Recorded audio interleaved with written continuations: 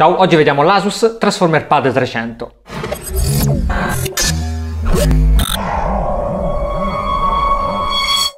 Questo è l'ultimo tablet Asus, è un 10 pollici, ha Nvidia Tegra 3 come piattaforma hardware, quindi ha un processore quad-core, è disponibile in Italia nella versione Wi-Fi a 399 euro e in quella 3G a 499 euro. Assomiglia tantissimo al Transformer Prime, ovvero al top gamma della linea Asus, soltanto che qua non abbiamo alluminio ma plastica usata per tutta la fabbricazione del telaio. La qualità costruttiva comunque è buona, tanto che io lo considero il miglior tablet 10 pollici disponibili in questa fascia di prezzo. Abbiamo però alcune caratteristiche tecniche che sono nella fascia media del settore Android. Lo schermo, ad esempio, pur se di tipo IPS, quindi con una qualità che è superiore alla media del mercato, ha degli angoli di visuale soltanto accettabili ed una luminosità lo stesso che non gli permette di essere buono in ambienti esterni. E la fotocamera posteriore, che anche se da 8 megapixel e con rapporto focale di 2.2, quindi è superiore a tutti gli altri tablet Android in questo momento sul mercato, è priva di LED flash come invece quella montata nel Transformer Prime. Nell'uso di tutti i giorni è lo schermo poco luminoso che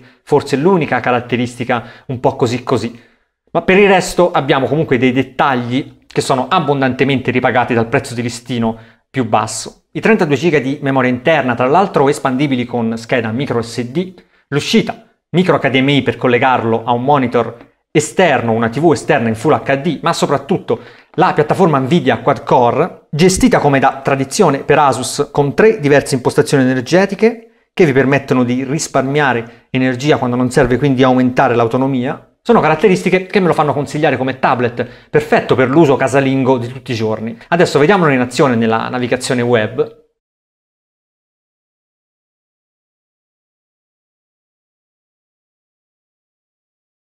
E con video HD e giochi 3D.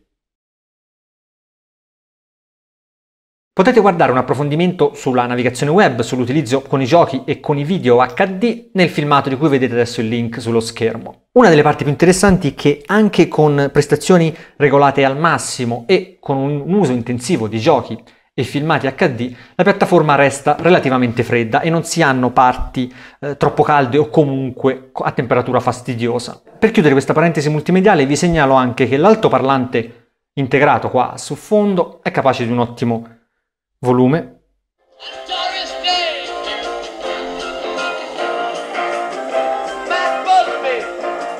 Ma anche che in queste 2 settimane di test almeno non sono riuscito a far funzionare Skype con la fotocamera frontale da 1.2 megapixel. Ho avuto qualche problema anche con la ricezione GPS perché in ambienti interni soprattutto si hanno molte difficoltà ad agganciare i satelliti. All'esterno si hanno prestazioni medie, diciamo, ma comunque inferiori a quelle di altri modelli suoi rivali. Buona invece l'autonomia, soprattutto considerando che abbiamo una batteria piccola che permette spessore ridotto, come abbiamo visto. Io sono riuscito a superare tranquillamente le 6 ore, arrivare alle 7 ore in Wi-Fi senza impostazioni energetiche Asus, quindi con la piattaforma Tegra 3 al massimo delle sue potenzialità e durante la navigazione web. Immagino che si possano avere risultati simili durante la riproduzione video e qualcosa sotto invece durante l'utilizzo di videogiochi. Comunque è un'autonomia, una batteria che riesce a coprire l'intera giornata lavorativa, senza dimenticare che può essere quasi raddoppiata utilizzando la tastiera dock che può essere abbinata al tablet. Per chiudere, Transformer Pad 300 è un ottimo tablet, non è perfetto come abbiamo visto, ma non ha